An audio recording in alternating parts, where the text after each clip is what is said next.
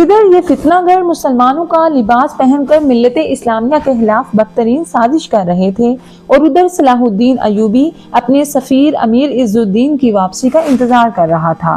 پھر جب ایک ہفتہ کسی کشمکش اور انتظار میں گزر گیا تو صلاح الدین ایوبی نے اپنا دوسرا سفیر بھیجا۔ وہ ہر حال میں اپنے آقا زادے سلطان ملک صالح کو غدار امراء کے آہنی پنجوں سے نکالنا چاہتا تھا۔ دمشقین نے صلاح الدین ایوبی کے دوسرے سفیر کو بھی گرفتار کر کے اندھے کنویں میں ڈالنا چاہا، مگر امیر قطب الدین بن حسان نے اسے منع کر دیا۔ اگر ہم اسی طرح صلاح الدین کے ہر سفیر کو گرفتار کر کے کسی کنویں میں قید کرتے رہے تو وہ شک میں مبتلا ہو جائے گا۔ بہتر یہی ہے کہ سلطان سے اس کو ملا دو۔ سفارت کا انجام تو وہی ہوگا جو ہم چاہیں گے۔ بالآخر صلاح الدین ایوبی کے دوسرے سفیر کو سلطان ملک صالح کے سامنے پیش کر دیا گیا۔ جب صلاح الدین کے نئے سفیر نے امیر عز الدین کے بارے میں پوچھا تو ملک صالح نے گورنر حلب دمشقین کی طرف دیکھا۔ واضح رہے کہ بدترین حشامت کے سلسلے میں عاقبت نااندیش ملک صالح نے دمشقین کو حلب کا گورنر بنا دیا تھا۔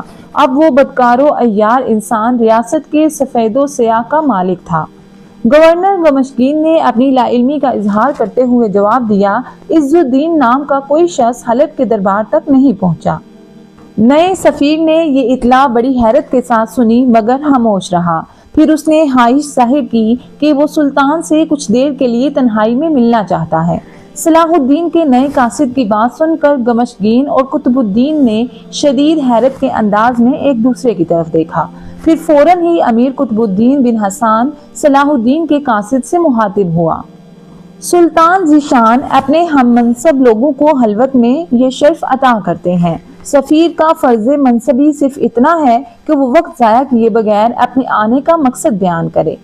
دمشقین اور امیر قطب الدین دمشق کے سفیر کو تنہائی کی ملاقات سے اس لیے روکنا چاہتے تھے کہ صلاح الدین نے یقینی طور پر کوئی خاص پیغام سلطان ملک صالح کے لیے بھیجا ہے اور وہ پیغام ان امراء کے حق میں نہیں ہو سکتا تھا۔ یہی وجہ تھی کہ امیر عز الدین کو سلطان کی خلوت میں پہنچانے کی بجائے اندھے کنویں کی اذیت ناک تنہائی میں پہنچا دیا گیا۔ آخر صلاح الدین ایوبی کا قاصد سب کے سامنے اپنا مقصد بیان کرنے پر مجبور ہو گیا۔ والی مصر کی خواہش ہے کہ مسلمان آپس کی خوریزی سے محفوظ رہے اور مکمل یکجہتی کا مجاہدہ کرتے ہوئے کاندھے سے کاندھا ملا کر اپنے سب سے بڑے دشمن صلیبیوں کے خلاف صف آرا ہو جائیں۔ اس سے پہلے کہ سلطان ملک صالح صلاح الدین کے قاصد کی بات کا جواب دیتا، دمشقین درمیان میں بول اٹھا، یہ انداز سفارت نہیں، کھلی منافقت ہے۔ گورنر حلب دمشقین کی یہ دریدہ ذہنی دیکھ کر صلاح الدین ایوبی کے قاصد کو شدید رنج پہنچا اور انتہائی قوت برداشت کا مظاہرہ کرنے کے باوجود اس کے چہرے سے ناگواری اور لہجے سے تلخی جھلکنے لگی۔ والی مصر ایک سچے اور دیانتدار انسان ہے، جو کچھ ان کے دل میں ہوتا ہے وہی زبان پر۔ تیرے بقول اگر صلاح الدین سچا ہے تو اپنی دیانتداری کا ثبوت پیش کرے۔ ایک بار پھر دمشقین نے مداخلت کی۔ پہلے دمشق اور شام کے علاقے خالی کرے اور مصر واپس جائے، پھر وہاں سے اپنا سفیر حلب بھیجے۔ میں آپ سے گفتگو نہیں کر رہا ہوں۔ صلاح الدین ایوبی کے قاصد سعید الدین کے ماتھے پر بل پڑ گئے۔ میں سلطان مکرم کے جواب کا انتظار کر رہا ہوں۔ اچانک سعید الدین کا لہجہ سخت ہو گیا تھا۔ ایک لمحے کے لیے دمشقین کا بدحواس ہو گیا، مگر فوراً ہی اس نے نئی چال چلی اور سلطان ملک صالح کو مخاطب کرتے ہوئے کہا، سلطان ذیشان، آپ نے ایک غلام ابن غلام کا لہجہ دیکھا؟ یہ سفارت نہیں ہے، اپنا حکم مسلط کرنے کی ابتدا ہے۔ دمشقین ہماری زبان میں بول رہا ہے۔ سلطان ملک صالح ایک بار پھر غدار امراء کے فریب میں آ گیا تھا۔ جو کچھ تم سے کہا جا رہا ہے اسے حرف بحرف صلاح الدین کے گوش گزار کر دو۔ یہ منظر دیکھ کر سلطان ملک صالح کو غدار امراء نے بری طرح اپنے جال میں جکڑ لیا ہے۔ قاصد سعید الدین کے چہرے پر شدید اذیت و کرب کا رنگ ابھر آیا اور اس نے انتہائی عاجزانہ لہجے میں والی حلب کو مخاطب کرتے ہوئے کہا، سلطان معظم، میں آپ کو حق تعالیٰ کا واسطہ دیتا ہوں کہ ملت اسلامیہ کے عظیم تر مفاد میں والی مصر سے بالمشافہ گفتگو کر لیجئے۔ اگر آپ دمشق تشریف لانا نہیں چاہتے تو اپنی فوج کے ہمراہ دمشق اور حلب کے درمیانی علاقے میں چلے آئیے اور پھر گفتگو کے لیے کسی محسوس مقام کا انتخاب کر لیجئے۔ میں آپ کو کس طرح سمجھاؤں کہ یہ ملاقات کتنی ضروری ہے۔ اب کی بار امیر قطب الدین بن حسان نے مداخلت کی، جو خاندان زنگی سے قریبی تعلق رکھتا تھا۔ اگر اس غلام زادے کو ملت اسلامیہ سے اتنی ہی محبت ہے تو وہ خود کیوں نہیں چلا آتا؟ امیر قطب الدین بن حسان نے دوبارہ اپنی پرانی چال آزمائی۔ قاصد سعید الدین نے اندازہ کر لیا تھا کہ وہ سلطان ملک صالح کو اپنی بات سمجھانے میں ناکام ہو چکا ہے، اس لیے وہ کھڑا ہو گیا، مگر جاتے جاتے اس نے وہ خوفناک راز بھی ظاہر کر دیا جسے وہ اب تک اپنے سینے میں چھپائے ہوئے تھا۔ سلطان معظم، میں ایک مخلص اور وفادار کارندے کی حیثیت سے اپنا فرض سمجھتا ہوں کہ آپ کو آنے والے طوفان کی ہولناکیوں سے باخبر کر دوں، وہ طوفان جو بدقسمتی سے آپ کو نظر نہیں آ رہا ہے۔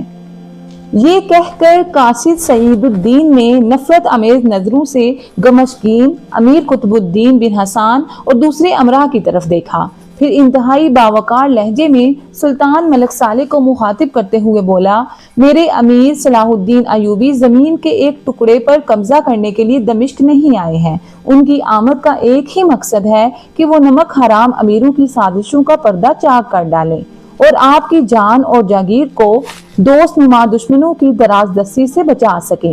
یہ کہہ کر قاصد سعید الدین تیزی کے ساتھ کمرے سے نکل گیا۔ اس نے نہایت جرأت و بے باکی کے ساتھ اپنا فرض ادا کر دیا تھا۔ اگرچہ گمشگین اور قطب الدین وغیرہ نے اپنی چٹ زبانیوں اور عیاریوں کا مظاہرہ کر کے سلطان ملک صالح کو مطمئن کر دیا تھا، مگر قاصد سعید الدین کی بات سن کر وہ نادان حکمراں چونکا ضرور تھا۔ قاصد سعید الدین شدید ناکامی کی حالت میں دمشق کی طرف واپس جا رہا تھا، مگر گمشگین کے اشارے پر اس وقت قتل کر دیا گیا جب وہ حلب کی حدود سے نکل کر تھوڑی ہی دور گیا تھا۔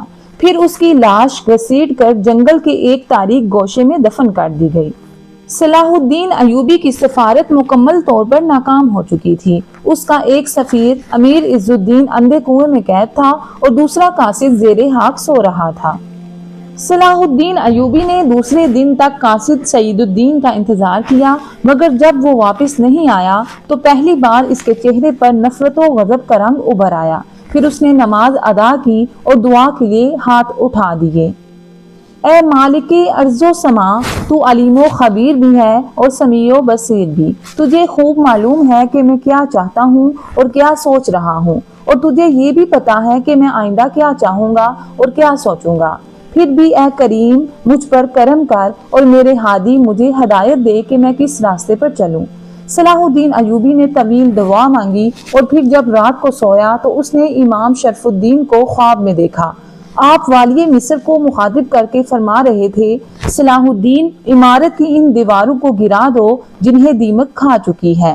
اگر یہ دیواریں فوری طور پر منہدم نہیں کی گئیں تو دیمک بنیادوں میں بھی اتر جائے گی اور پھر اس کا کوئی علاج نہیں ہوگا۔ اس کے ساتھ ہی امام شرف الدین کا پر نور چہرہ نظروں سے اوجھل ہو گیا۔ فوراً ہی صلاح الدین ایوبی کی آنکھ کھل گئی۔ وہ بہت دیر تک اس خواب کی تعبیر پر غور کرتا رہا۔ دمشق میں ایسا کوئی بزرگ موجود نہیں تھا جس سے صلاح الدین ایوبی اپنے خواب کے بارے میں مشورہ کرتا۔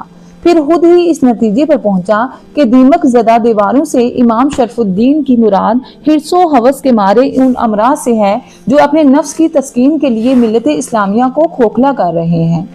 ان دیواروں کو گرانے سے امام کی مراد یہی ہے کہ بے دریغ انہیں قتل کر دیا جائے، اور ان امراء کا قتل اسی وقت ممکن ہے جب آگے بڑھ کر دمشق کی طرف حلب پر بھی قبضہ کر لیا جائے۔ یہ سوچ کر صلاح الدین ایوبی پر وحشت سی طاری ہونے لگی۔ قبضے کا ایک ہی مفہوم تھا، خون ریز جنگ، اور صلاح الدین ایوبی ابھی تک اس نازک اور سنگین لمحے کا سامنا کرنے سے گریزاں تھا۔ لیکن امام شرف الدین جیسے عابد و زاہد بزرگ نے اس کے خواب میں آ کر واضح اشارہ دے دیا تھا کہ جنگ کے بغیر سلطنت نوریہ کی بنیادوں کو بچانا تقریباً ناممکن ہے۔ بالآخر شدید ذہنی کشمکش اور اذیت ناک مرحلے سے گزر کر صلاح الدین ایوبی اس نتیجے پر پہنچ ہی گیا کہ بری طرح الجھی ہوئی اس سیاسی گتھی کو ناہن تدبیر سے نہیں، تلوار کی نوک ہی سے سلجھایا جا سکتا ہے۔ پھر اس نے اپنے 700 سپاہیوں کے ساتھ آگے بڑھ کر حلب کا محاصرہ کر لیا۔ یہ صلاح الدین ایوبی کی شجاعت اور اولو العزمی کا کھلا ثبوت تھا کہ اس نے فوج کے ایک مختصر سے دستے کے ساتھ اپنا بڑا قدم اٹھایا، ورنہ 700 سپاہی اس قابل نہیں ہوتے جو غیر سرزمین پر جارحانہ انداز میں اختیار کر سکیں۔ اتنی مختصر سی فوج تو دفاعی جنگ بھی نہیں لڑ سکتی۔ عام انسان کہہ سکتا ہے کہ صلاح الدین ایوبی کا یہ اقدام احمقانہ تھا کہ چند سپاہی لے کر اپنے سے کئی گنا بڑی فوج کا مقابلہ کرنے کے لیے اسی کے علاقے میں داخل ہو گیا تھا، مگر حقیقت یہ ہے کہ صلاح الدین ایوبی ایک راسخ العقیدہ اور نیک سیرت حکمران تھا۔ وہ ہر حال میں قادر مطلق کی تائید پر یقین رکھتا تھا۔ دوسرے یہ کہ صلاح الدین نے بہت پہلے اس صورتحال کا اندازہ کر لیا تھا اور اسی لیے اپنے ایک نائب کو قبل از وقت مصر روانہ کر دیا تاکہ 10,000 منتخب شہسوار حلب پہنچ سکیں۔ پھر جیسے ہی صلاح الدین ایوبی کا مختصر لشکر حلب کے محاصرے کے لیے جبل جوشن پر خیمہ زن ہوا، اس کے دوسرے دن ہی مصر سے 10,000 تازہ دم سپاہیوں کا لشکر بھی حلب پہنچ گیا۔ اس غیبی تائید پر صلاح الدین ایوبی نے اپنے خالق کا شکر ادا کیا اور اسی کے ساتھ ہی اپنی محسوس دعا کی، اے قادر مطلق، تو اپنی بے مثال اور لازوال قدرت سے اس جنگ کو ٹال دے، ہمارے دلوں کو ایک دوسرے کے لیے نرم کر دے اور اہل ایمان کے خون کو اتنا ارزاں نہ کر کہ دشمنان اسلام ہمارا تماشا دیکھیں۔ ادھر صلاح الدین ایوبی اپنے رب کے حضور میں سرے نیاز جھکائے گریہ و زاری کر رہا تھا اور دوسری طرف سلطان ملک صالح اپنے امراء سے کہہ رہا تھا، دشمن ہمارے دروازے تک آ پہنچا ہے، تم قلعے سے نکل کر اس کا مقابلہ کیوں نہیں کرتے؟ آخر تمہیں کس بات کا انتظار ہے؟ کیا تم اس وقت گھر سے باہر نکلو گے جب وہ 4 دیواری کے اندر داخل ہو جائے گا؟ سلطنت نوریہ کی بقا کے لیے اپنی جانیں دینے کی قسمیں کھانے والے فطرتاً انتہائی بزدل تھے۔ ان میں سے کوئی بھی صلاح الدین ایوبی کی گزشتہ مارکہ آرائیوں اور فتوحات کو نہیں بھولا تھا۔ جب اس جانباز مجاہد نے فوج کی قلیل تعداد کے ساتھ صلیبیوں کے بڑے بڑے لشکروں کو شکست فاش سے دوچار کیا تھا، اسی لیے گمشکین اور قطب الدین جیسے ناکارہ امیر کھلے میدان میں صلاح الدین ایوبی کا مقابلہ نہیں کر سکتے تھے۔ سلطان ذیشان، ہم کیوں اپنے سپاہیوں کو موت کے منہ میں جھونکیں؟ صلاح الدین کو جبل جوشن پر پڑا رہنے دیں، وہ کب تک حلب کا محاصرہ کیے رہے گا؟ آخر ایک دن موسم کی سختیوں سے تنگ آ کر خود ہی چلا جائے گا۔ گمشگین نے بڑی عیاری سے جواب دیا، ہم ہر طرح محفوظ ہیں اور ہمارے پاس کئی سال کا سامان رسد موجود ہے۔ ہم صلاح الدین کو شکی سہوردہ حالت میں دیکھنا چاہتے ہیں۔ سلطان ملک صالح نے انتہائی نفرت آمیز اور غضبناک لہجے میں کہا، وہ کیسا عجیب لمحہ ہوگا جب ہم اسے زنجیروں میں جکڑا ہوا دیکھیں گے۔ سلطان ذیشان، دانشمندوں کا کہنا ہے کہ اگر دشمن خود ہی مر جائے تو ہمیں اپنے تیر اور تلواریں ضائع نہیں کرنی چاہیے۔ گمشکین نے جبرن مسکرانے کی کوشش کی، ورنہ اس خوف سے اس کا چہرہ دھواں ہو رہا تھا کہ کہیں سلطان اسے صلاح الدین سے مقابلے کے لیے میدان جنگ کی طرف روانہ نہ کر دے۔ سلطان ملک صالح اب اتنا کم فہم بھی نہیں تھا کہ کسی دلیل کے بغیر گمشکین کی باتوں سے بہل جاتا۔ یہ کیسے ممکن ہے کہ ہمارے تیر بھی ضائع نہ ہوں اور صلاح الدین بھی ہلاک ہو جائے؟ سلطان ملک صالح کے چہرے سے بددستور غصہ جھلک رہا تھا۔ تیر تو ضائع ہوں گے مگر کسی اور کے، یہ کہہ کر گمشکین جھکا اور کچھ دیر تک سلطان ملک صالح سے سرگوشی میں باتیں کرتا رہا۔ قریب بیٹھے ہوئے امراء بھی حیرت زدہ تھے کہ آخر گمشکین اتنی رازداری کے ساتھ گفتگو کیوں کر رہا ہے۔ چند لمحوں کے لیے سلطان ملک صالح کے ہونٹوں پر گہرا تبسم ابھرا، مگر فوراً ہی وہ بہت زیادہ سنجیدہ نظر آنے لگا۔ کچھ بھی ہو، ہمیں صلاح الدین کا سر چاہیے، یہ کہہ کر سلطان ملک صالح خفیہ اجلاس سے اٹھ کر اپنے خصوصی کمرے میں چلا گیا، جہاں ایک نوخیز اور حسین لڑکی شراب کی صراحی لیے اس کی منتظر تھی۔ سلطان ملک صالح کے اعصاب پر صلاح الدین ایوبی کا جو خوف طاری تھا، وہ اسے شراب کے ساغر میں ڈبونے لگا۔ گمشگین اس حقیقت سے باخبر تھا کہ اگر صلاح الدین ایوبی حلب پر حملہ کر دیتا ہے تو سلطان ملک صالح کی فوج 3-4 گھنٹے سے زیادہ مزاحمت نہیں کر سکتی تھی، اس لیے اس نے فوراً ہی ایک نئی چال چلی۔ باطنیوں کی جماعت کے سربراہ ابن کرمتا کو اپنے خصوصی کمرے میں طلب کر کے اس مکار انسان نے کہا، ابن کرمتا، تو جانتا ہے کہ تیرے قبیلے کی مذہبی رسموں پر عائد کردہ پابندیاں کس نے ہٹوائیں؟ ابن کرمتا گمشگین سے بھی زیادہ عیار تھا۔ اس نے مسکراتے ہوئے کہا، سارا حلب جانتا ہے کہ اس میں امیر گمشگین کا ہاتھ ہے، تو پھر تم اور تیری جماعت اپنا عہد پورا کرنے کے لیے تیار ہو جائے۔ گمشگین نے کسی قدر سخت لہجے میں کہا، دشمن ہمارے سر پر آ پہنچا ہے۔ اپنی جماعت کے ایک ایک جوان سے کہو کہ کل وہ مسلح ہو کر صلاح الدین سے مقابلے کے لیے تیار ہو جائیں۔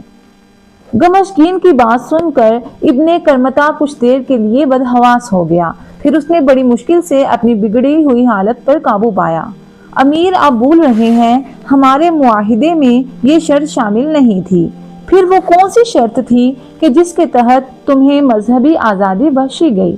گمشگین کی آواز کچھ اور سخت ہو گئی تھی۔ شرط یہ تھی کہ اگر صلاح الدین یا کوئی بھی دشمن حلب پر حملہ آور ہوگا تو میری جماعت کا ایک ایک تندرست و توانا شخص جو حملہ آور کا مقابلہ کرے گا۔ ابن کرمتا نے ایک ایک لفظ پر زور دیتے ہوئے کہا، اور حملہ کس کو کہتے ہیں؟ گمشگین نے تیز لہجے میں پوچھا۔ یہ محاصرہ ہے۔ ابن کرمتا نے بھی اسی انداز میں چال چلی۔ جب دونوں طرف سے تلواریں کھینچ جائیں اور گردنیں کٹ کر زمین پر گرنے لگے تو میں سمجھوں گا کہ جنگ چھڑ گئی۔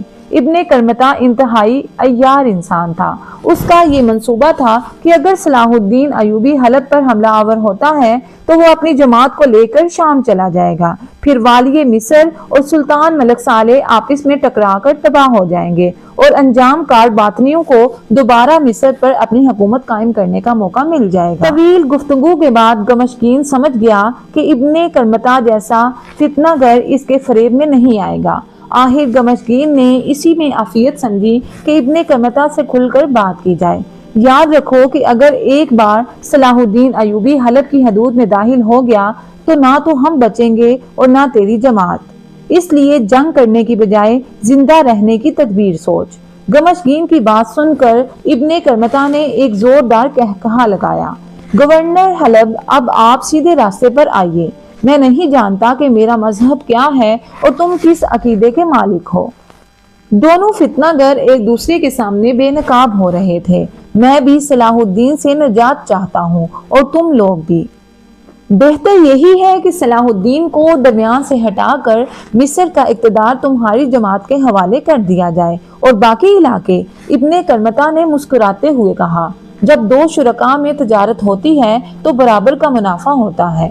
گمشگین اقتدار کی ہوس میں اس قدر اندھا ہو رہا تھا کہ اس نے سلطنت نوریہ کو تقسیم کر ڈالا، مصر اور شام تمہارا، حلب اور دمشق میرا۔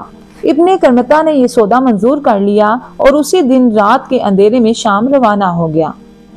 ادھر صلاح الدین ایوبی کے قتل اور سلطنت نوریہ کی تقسیم کے خفیہ معاہدے ہو رہے تھے اور ادھر یروشلم میں شاہ اموری کی موت کے بعد ایک نیا انقلاب آ گیا تھا۔ شاہ اموری دنیا کا بدکار ترین انسان ہونے کے ساتھ ان چند صلیبیوں میں سے تھا جو مسلمانوں کو مٹانے کے ساتھ ساتھ مکہ معظمہ اور مدینہ منورہ پر بھی قبضہ کرنا چاہتے تھے، مگر قدرت کے فیصلے بھی عجیب ہوتے ہیں۔ شاہ اموری نے بانیاس اور اسکندریہ کے محاذ پر صلاح الدین ایوبی سے بدترین شکست کھائی۔ اس کے ساتھ ہی وہ اپنی زندگی میں بھی دنیا کا انتہائی بدنصیب انسان تھا۔ اموری کی پہلی بیوی سے ایک لڑکا بالڈون پیدا ہوا۔ ابھی بالڈون 1 ہی سال کا تھا کہ وہ جذام کے مرض میں مبتلا ہو گیا۔ شاہ اموری نے پوری عیسائی دنیا سے بہترین طبیب یروشلم بلائے، مسلمان حکیموں کو بھی اپنے دربار میں طلب کیا، انہیں بڑے بڑے انعامات کی پیشکش کی، قدیم و جدید تمام نسخے آزما لیے، مگر بالڈون کا مرض کم ہونے کی بجائے بڑھتا ہی چلا گیا۔ شاہ اموری اپنے کوڑی بیٹے کو دیکھتا رہا اور تنہائی میں روتا رہتا کہ اس کا ولی عہد سلطنت ایک ایسی بیماری میں مبتلا ہے کہ کوئی اس کے نزدیک بیٹھنا بھی گوارا نہیں کرتا، پھر وہ یروشلم پر حکومت کس طرح کرے گا۔ شاہ اموری نے اپنی اس محرومی کو دور کرنے کے لیے بہت سی شادیاں کی، مگر کسی ایک بیوی سے بھی کوئی اولاد پیدا نہ ہو سکی۔ بالآخر اسی اذیت کے عالم میں ایک دن شاہ اموری کی موت واقع ہو گئی۔ یروشلم کے توہم پرستوں نے اموری کی موت کو کاہن بطلیق کی بددعا کا نتیجہ سمجھا، جسے اموری نے مرنے سے چند روز پہلے قید خانے میں ڈال دیا تھا۔ اموری کی آخری رسوم کے ادا ہوتے ہی یروشلم کے امیروں اور وزیروں نے کاہن بطریق کو قید خانے سے نکالا اور اس مکار شخص سے معافی مانگی۔ اب یروشلم کی تخت نشینی کا مسئلہ تھا۔ اموری کا وارث بالڈون کی شکل میں موجود تھا۔ اس کی عمر 10 سال کے قریب تھی اور کوڑ اس قدر پھیل چکا تھا کہ پورا جسم اس کی لپیٹ میں آ گیا تھا۔ مجبوراً بالڈون کو ایک علیحدہ کمرے میں رکھ دیا گیا۔ خدمتگار اس کی دیکھ بھال کیا کرتے تھے۔ اپنی فطری مجبوری کے باعث بالڈون تخت نشینی کے قابل نہیں تھا۔ بالآخر امرا کے طویل مشوروں کے بعد ریمنڈ کو بالڈون کا وارث بنا کر یروشلم کے تخت پر بٹھا دیا گیا۔ واضح رہے کہ ریمنڈ انطاکیہ کا حکمراں تھا جو مسلمانوں سے جنگ کرتے ہوئے میدان میں مارا گیا تھا۔ یہ ریمنڈ ثانی تھا، طرابلس کا حکمراں۔ ہارن کی جنگ میں سلطان نور الدین محمود زنگی نے ریمنڈ کو گرفتار کر کے قید خانے میں ڈال دیا تھا۔ ریمنڈ نے اسی حالت اسیری میں 8 سال گزارے۔ پھر فخر الدین مسعود بن زعفرانی کی سفارش پر سلطان نور الدین محمود زنگی نے 1.5 لاکھ دینار تاوان اور 1000 مسلمان قیدیوں کو آزاد کرنے کے بدلے میں ریمنڈ کو چھوڑ دیا تھا۔ اب ریمنڈ ایک ٹوٹا ہوا شاہین تھا جو طوفانی ہواؤں میں اڑنے کی بجائے زمین پر رینگتا رہتا تھا۔ اچانک اس کی قسمت نے کروٹ لی اور وہ یروشلم کا نگراں بادشاہ بن گیا۔ عیسائی امرا نے ریمنڈ کا انتخاب اس لیے کیا تھا کہ وہ بھی شاہ حموری کی طرح مسلمانوں سے شدید نفرت کرتا تھا اور اہل ایمان کے مقامات مقدسہ پر قبضہ کرنے کے خوف دیکھتا رہتا تھا۔ مختصر یہ کہ ریمنڈ اس وقت تمام صلیبی بادشاہوں میں سب سے زیادہ محترم تھا۔ تخت نشینی سے پہلے ریمنڈ نے انجیل مقدس پر ہاتھ رکھ کر قسم کھائی تھی کہ وہ بہت جلد صلیبیوں کی گزشتہ شکستوں کا حساب برابر کر دے گا۔ ابن کرمتا گمشقین سے گفتگو کرنے کے بعد شام پہنچا جہاں باطنیوں کی بہت بڑی اکثریت تھی اور سنان نامی ایک شخص ان کی قیادت کر رہا تھا۔ باطنی بھی کئی فرقوں میں تقسیم تھے مگر ان سب کا مقصد ایک ہی تھا کہ اہل ایمان میں پھوٹ ڈالی جائے یہاں تک کہ اسلامی سلطنت مکمل طور پر تباہ ہو جائے۔ باطنی مذہب کا خلاصہ یہ ہے کہ انسانی حیات 4 روزہ ہے۔ اسی مختصر سی مدت میں آدمی کو چاہیے کہ وہ زندگی پر پائی جانے والی ہر خوشی اور لذت محسوس کرے۔ ہر شخص کو عورت اور شراب کے استعمال کی کھلی آزادی ہے۔ اپنا مطلب نکالنے کے لیے جھوٹ اور منافقت سے کام لینا بڑی عبادت ہے۔ باطنیوں کا پہلا امیر عبداللہ ابن سبا یہودی تھا جس کی فتنہ انگیزیوں نے مسلمانوں کو مسلمانوں سے لڑایا، جس کے نتیجے میں خلیفہ سوم حضرت عثمان غنی کی شہادت کا جاگوداز واقعہ پیش آیا۔ پھر یہ باطنی تحریک سفر کرتے کرتے حسین بن صباح تک پہنچی جس نے قلعہ الموت میں اپنی جنت تعمیر کی تھی اور اس کے ساتھ ہی فدائیوں کی ایک جماعت بھی بنائی تھی۔ اس جماعت میں چھانٹ چھانٹ کر سفاک ترین لوگ شامل کیے گئے تھے۔ باطنیوں کے اس فرقے کا نام حشاشین تھا۔ اس فرقے سے تعلق رکھنے والے افراد آدم خور کہلاتے تھے اور ان آدم خوروں کا سربراہ سنان تھا۔ ابن کرمتا نے شام پہنچتے ہی سنان سے ملاقات کی اور گمشقین اور دوسرے حلبی امراء کی طرف سے پیشکش کی مگر صلاح الدین ایوبی کو قتل کر دیا جائے تو زرکسیر کے علاوہ کئی شہر بھی حشاشین کے حوالے کر دیے جائیں گے۔ صلاح الدین کو قتل کرنا تو حشاشین کے نزدیک افضل ترین عبادت تھی۔ ابن کرمتا کی بات سن کر سنان نے ہذیانی انداز میں ایک کہکہا لگایا، ابن کرمتا میرے آدم خور بہت دن سے بھوکے ہیں اور پیاسے بھی، آج تو ایک طویل عرصے کے بعد ایک بہت بڑی دعوت لے کر آیا ہے۔ صلاح الدین ایوبی کی لاش سے تو سلطان نور الدین محمود زنگی کا حساب بھی لینا ہے۔ پھر سنان نے 50 آدم خور حشیشان کو طلب کیا جو تیر اندازی، شمشیر زنی اور شاہ سواری کے ساتھ گوریلا جنگ لڑنے کے ماہر بھی تھے۔ انہیں کچھ ہدایات دی اور ابن کرمتا کے ساتھ حلب روانہ کر دیا۔ پھر جب ابن کرمتا جانے لگا تو سنان نے پرزور الفاظ میں اسے نصیحت کی، جیسے ہی صلاح الدین کا کام تمام ہو جائے ایک لمحہ ضائع کیے بغیر گمشقین اور اس کے ہمنوا امیروں کے ساتھ سلطان ملک صالح کو بھی قتل کرا دینا۔ پھر حشاشین کا یہ آدم خور دستہ بڑی رازداری کے ساتھ حلب پہنچا۔ اس کے بعد گمشقین کے جاسوسوں کی نشاندہی پر حشاشین نے صلاح الدین کے فوجیوں کی طرح لباس پہنے اور دوسرے دن جبل جوشن پہنچ کر صلاح الدین کے لشکر میں شامل ہو گئے۔ حشاشین کا منصوبہ کامیاب تھا مگر یہ صلاح الدین کی خوشبختی تھی کہ یکایک آدم خوروں کی چال انہی پر الٹ گئی۔ صلاح الدین ایوبی کے لشکر میں ایک امیر حاکم بوقبیس نجم الدین تھا سلطان نور الدین محمود زنگی کی وفات کے بعد نجم الدین نے ملت اسلامیہ کی سالمیت کے لیے صلاح الدین ایوبی کی اطاعت قبول کر لی تھی۔ بوقبیس شام کا سرحدی علاقہ ہے، اس لیے نجم الدین حشاشین کی جماعت کے اکثر افراد کو پہچانا جاتا تھا۔ جب یہ باطنی آدم خور صلاح الدین کے لشکر میں شامل ہو کر اپنا ہدف تلاش کرنے لگے تو حاکم بوقبیس نے ان میں سے ایک شخص کو پہچان لیا، مگر وہ اپنے جذبات پر قابو نہ رکھ سکا اور نجم الدین نے اس شخص کا گریبان پکڑ کر چیختے ہوئے کہا، آلے شیطان، میں تمہیں خوب جانتا ہوں کہ تم لوگ کس ارادے سے یہاں آئے ہو، مگر یاد رکھو کہ تم میری زندگی میں اپنے ناپاک منصوبے کو تکمیل تک نہیں پہنچا سکو گے۔ راز فاش ہوتے ہی باطنی آدم خور نے برق رفتاری کے انداز میں زیر لباس چھپا ہوا خنجر نکالا اور نجم الدین کے شکم میں اتار دیا، مگر نجم الدین نے اس کا گریبان نہیں چھوڑا اور چیخ کر اپنے ساتھیوں سے کہا، امیر صلاح الدین کو مطلع کر دو کہ ہمارے لشکر میں حشاشین گھس آئے ہیں، ان پر سخت نظر رکھی جائے اور ہر سپاہی کی تلاشی لی جائے۔ نجم الدین کی آواز سن کر دوسرے حشاشین بھی پلٹ پڑے اور نجم الدین کے کئی ساتھیوں کو قتل کر دیا۔ اس دوران آدم خور نے نجم الدین کے شکم پر کئی مہلک وار کیے، مگر وہ بہت شجاع اور سخت جان آدمی تھا، اس نے آدم خور کو نہیں چھوڑا، یہاں تک کہ نجم الدین کا ایک سپاہی وہاں پہنچا اور اس نے آدم خور کو قتل کر دیا۔ بہت زیادہ زخم کھانے اور خون بہہ جانے سے نجم الدین لڑکھڑا کر گر پڑا۔ سپاہی نے اسے اٹھانے کی کوشش کی، مگر نجم الدین نے لڑکھڑاتے ہوئے لہجے میں سپاہی سے کہا، مجھے چھوڑ دو اور امیر صلاح الدین کی حفاظت کرو۔ اس سے پہلے ہی نجم الدین کا ایک سپاہی چیخ چیخ کر صلاح الدین ایوبی کو حشاشین کی آمد سے باخبر کر چکا تھا۔ وہ آدم خوروں نے صلاح الدین ایوبی کے خیمے میں گھسنے کی کوشش کی، مگر بروقت اطلاع مل جانے پر ان دونوں حشاشین کو قتل کر دیا گیا جو صلاح الدین ایوبی پر حملہ کرنا چاہتے تھے۔ انجام کر بڑی مشکل سے اس فتنے پر قابو پایا گیا اور ایک ایک آدم خور کو قتل کر دیا گیا، مگر پھر بھی حشاشین نے صلاح الدین کے 200 سے زیادہ سپاہیوں کو شہید کر دیا تھا۔ صلاح الدین ایوبی نجم الدین کے قریب پہنچا اور اس کی آخری سانسیں تھیں۔ حاکم بوقبیس نے کلمہ شہادت پڑھا اور لڑکھڑاتی ہوئی زبان میں صلاح الدین سے مخاطب ہوا، امیر اللہ آپ کی حفاظت کرے۔ اس کے ساتھ ہی نجم الدین اپنے خالق حقیقی سے جا ملا۔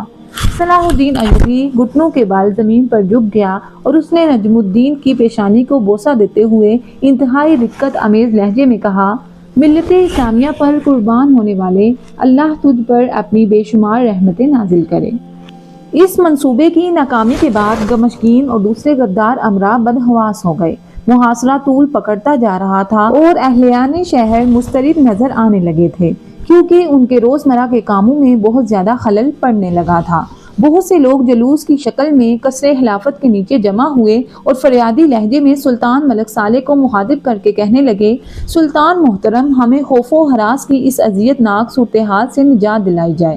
نہ ہم راتوں کو چین سے سو سکتے ہیں اور نہ دن کے اجالے میں شہر سے نکل کر کوئی روزگار تلاش کر سکتے ہیں۔ اب ہمارے گھروں میں فاقہ کشی کی نوبت آ گئی ہے۔ رعایا کا شور فغان سن کر سلطان ملک صالح گھبرا گیا اور اس نے چاہا کہ وہ سلطان صلاح الدین ایوبی سے صلح کی بات کر کے اپنی رعایا کو پرسکون کر سکے، لیکن گمشکین اور دوسرے غدار امراء نے ایک بار پھر سلطان ملک صالح کو ورگلایا۔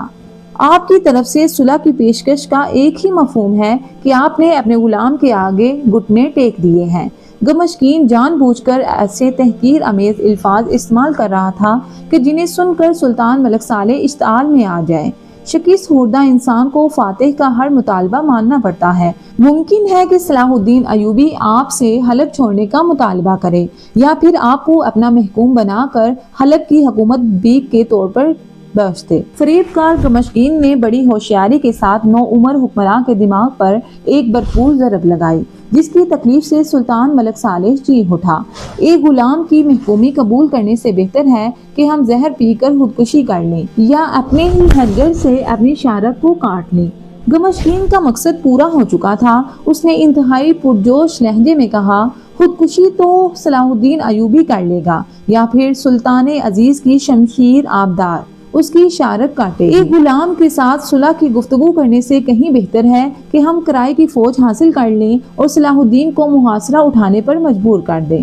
سلطان ملک صالح نے حیران و پریشان نظروں سے گمشکین کی طرف دیکھا۔ وہ اپنے گورنر کی بات سمجھنے سے قاصر رہا تھا۔ گمشقین نے اپنے منصوبے کی وضاحت کرتے ہوئے کہا، اگر ہم شاہ یروشلم ریمنڈ کو صلاح الدین ایوبی پر حملہ کرنے کی دعوت دیں تو ہمارے کئی مقاصد بیک وقت پورے ہو سکتے ہیں۔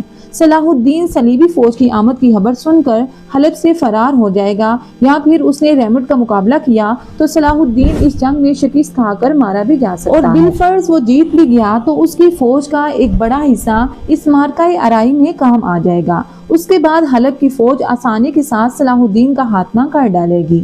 بہت گہری چال تھی۔ سلطان ملک صالح نے گمشقین کی ذہانت کی تعریف کی، مگر تھوڑی ہی دیر بعد اس کے چہرے پر گہری اداسی چھا گئی اور اس نے شکستہ لہجے میں کہا، مگر ریمنڈ کو کیا پڑی ہے، وہ کیوں ہماری مدد کو آنے لگا؟ ہم کچھ دن کے لیے ریمنڈ کی فوج کو کرایہ پر حاصل کر لیں گے۔ گمشقین نے ایک ایک لفظ پر زور دیتے ہوئے کہا، اور ہم صلیبی لشکر کو اس کی مزدوری کی مناسب قیمت ادا کریں گے۔ سلطان ملک صالح کے ہونٹوں کی گمشدہ مسکراہٹ لوٹ آئی۔ کیسا عجیب وقت تھا۔ سلطان نور الدین محمود زنگی آخری سانس تک بیت المقدس حاصل کرنے کے لیے صلیبیوں سے جنگ کرتے کرتے مر گیا اور ہزاروں بار اپنی جان کو خطرات میں ڈالا۔ آج انہی کا عیش پسند بیٹا عیسائی لشکر کو مسلمانوں پر حملہ کرنے کی دعوت دے رہا تھا۔ پھر جب امرائے حلب کی طرف سے ریمنڈ کو یہ پیشکش ہوئی کہ اگر وہ صلاح الدین ایوبی کو محاصرہ اٹھانے پر مجبور کر دیتا ہے تو اسے ان کوششوں کے بدلے میں 1.5 لاکھ دینار پیش کیے جائیں گے۔ گمشقین کا مراسلہ پڑھ کر شاہ یروشلم کے ہونٹوں پر فاتحانہ مسکراہٹ ابھری اور پھر اسے اپنے وہ 8 سال یاد آ گئے جو اس نے سلطان نور الدین محمود زنگی کی قید میں گزارے تھے اور 1.5 لاکھ دینار تاوان دے کر رہائی حاصل کی تھی۔ ریمنڈ نے فوری طور پر گمشقین کے مراسلے کا جواب تحریر کر دیا، مگر مجھے 10 لاکھ دینار بطور پیشگی ادا کیے جائیں تو میں صلاح الدین ایوبی کو فرار ہونے پر مجبور کر سکتا ہوں۔ 10 لاکھ دینار بہت بڑی رقم تھی۔ سلطان ملک صالح سوچ میں پڑ گیا۔ اس ادائیگی کے بعد ریاست کے خزانے پر برا اثر پڑ سکتا تھا۔ یہ سوچ کر اس نے فوری طور پر انکار کر دیا۔ اگر آپ ریمنڈ کو یہ رقم ادا نہیں کریں گے تو زندگی بھر اپنے غلام کو خراج دینا پڑے گا۔ گمشقین نے بدحواس ملک صالح کے ذہن پر ایک اور ضرب لگائی۔ بالآخر 10 لاکھ دینار ریمنڈ کی خدمت میں اس طرح پیش کر دیے گئے جیسے سلطان ملک صالح صلیبی بادشاہ کا قرض ادا کر رہا ہو۔ ریمنڈ نے دونوں ہاتھوں میں دینار اٹھائے، پھر ایک قہقہہ لگاتے ہوئے سلطان نور الدین محمود زنگی کی روح کو مخاطب کرتے ہوئے کہا، سلطان، میں اپنی شکست، قید اور تاوان کو بھولا نہیں ہوں۔ تو دنیا سے تو چلا گیا مگر تیری اولاد سارے قرض سود در سود ادا کرے گی۔ 10 لاکھ دینار پیشگی وصول کرنے کے بعد شاہ یروشلم ریمنڈ نے انتہائی جارحانہ انداز اختیار کرتے ہوئے صلاح الدین ایوبی کے نام ایک خط تحریر کیا۔ اب اہل حلب تنہا نہیں ہے، میرے ساتھ پوری عیسائی دنیا سلطان ملک صالح کی پشت بنا اور مددگار ہے۔ میں تجھے اتنی مہلت دیتا ہوں کہ تو حلب کا محاصرہ اٹھا کر دمشق چلا جائے، پھر دمشق کی حدود چھوڑ کر مصر کے حصار میں سمٹ جائے، اسی میں تیری سلامتی ہے۔ جب صلاح الدین ایوبی شاہ یروشلم کا خط پڑھ چکا تو اس نے بڑے بے نیازانہ انداز میں عیسائی سفیر کی طرف دیکھا، پھر مسکراتے ہوئے کہا، میں ریمنڈ کو پہچانتا ہوں۔ جب سلطان عادل نے تمہارے شہنشاہ کو گرفتار کر لیا تھا میں بھی اس معرکے میں شریک تھا۔ جب وہ میدان جنگ کی طرف بڑھیں گے تو ساری دنیا کے عیسائی لشکر حرکت میں آ جائیں گے۔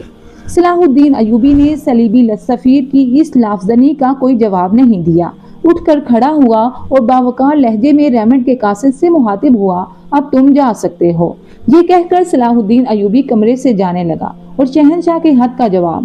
صلیبی سفیر سارے دعوے بھول گیا تھا اور اب اس کے چہرے پر حیرت و فکر کا غبار اڑ رہا تھا۔